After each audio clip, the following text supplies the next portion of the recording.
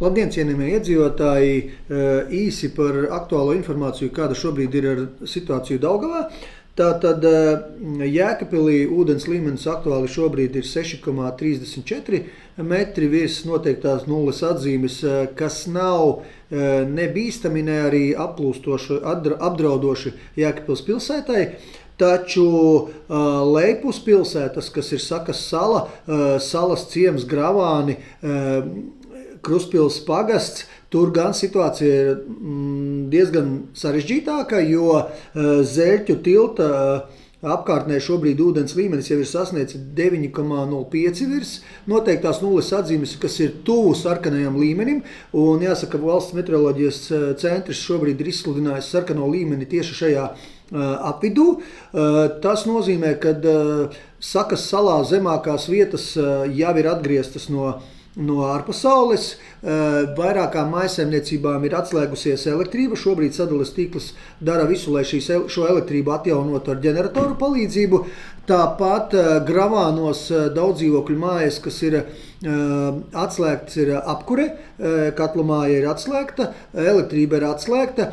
Piebraucamie ceļi šobrīd nav īsti braucami un daudzās vietās ir zem ūdens.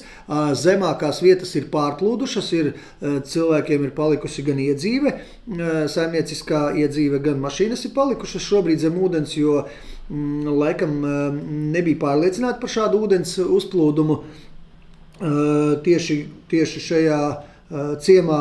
Salas ciemā arī vairākas mājsaimniecības ir tuvu aplūšanai. Pļavas un palienas ir aplūdušas diezgan nopietnos apjomos. Pelītes upe ir pārplūdusi, Ziemeļsusē ir pārplūdusi.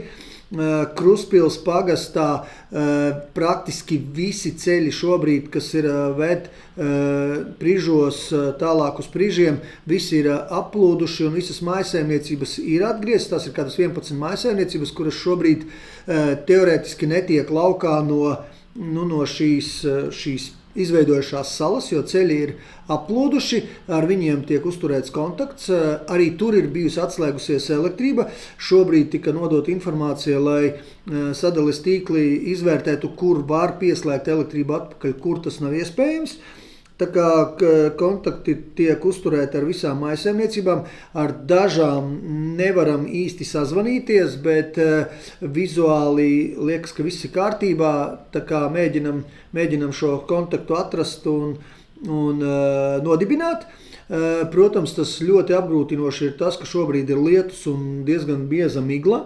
Vizuāli tas grūti redzams ir. Ledus masu kā tādu nav. Uz augšpusi ūdens pat krītas. Ledus daudzumu Daugavā nav, bet ūdens apjoms ir milzīgs. Tas saistīts gan ar lietu, gan ar pieplūstošajām upītēm mazajām un droši vien atkūstošajiem ledus sasalumiem. Līdz ar to ūdens apjoms, kas šobrīd iet caur Sakas upi, ir krietni lielāks nekā tas bija pagājušā gada ziemā.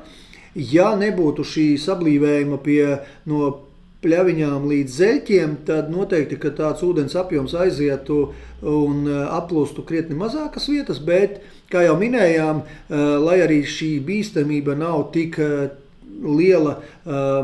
lielam iedzīvotāju skaitam, tā skaitā pilsētai, atsevišķām vietām viņa saglabājas un diezgan nopietni saglabājas, jo zemākās vietas aplūst un mēs neredzam arī to iespēju šobrīd kaut kādā veidā kustināt kādas ledus masas, jo tas ir tieši ūdens, kas ir lielā apjomā nāk un gultne nespēja viņu ņemt pretī. Tāda ir šī problēma šobrīd. Ja jums rodas kāda nepieciešama vajadzība, lūdzu sekojiet līdzi mūsu sociālajos tīklos. Tur jūs dabūsiet visātrāko un visprecīzāko informāciju. Mēģināsim pieslēgt arī citus saziņas līdzekļus. Ja kāda nepieciešamība, lūdzu dodiet informāciju uz tiem telefona numuriem, kas jums ir doti sociālajos tīklos. Katra pagasta pārvaldnieks ir ciešā sadarbībā ar civilo komisiju un dot aktuālo informāciju gan mums, gan arī mēs zinām, kā rīkoties atbilstoši pretēji. Ja, tā kā turam roku uz pulsa un sāks negulētas naktis. Jā. Paldies. Tā šeit, braucot uz salu, pie salas, tur, kur ir avotiņš, kur visi iet uz avotiņu. Šis krasts ir iebrucis tagad. Viņš ir diezgan bīstami izskalots, izskatās, ka viņš varētu brukt tālāk.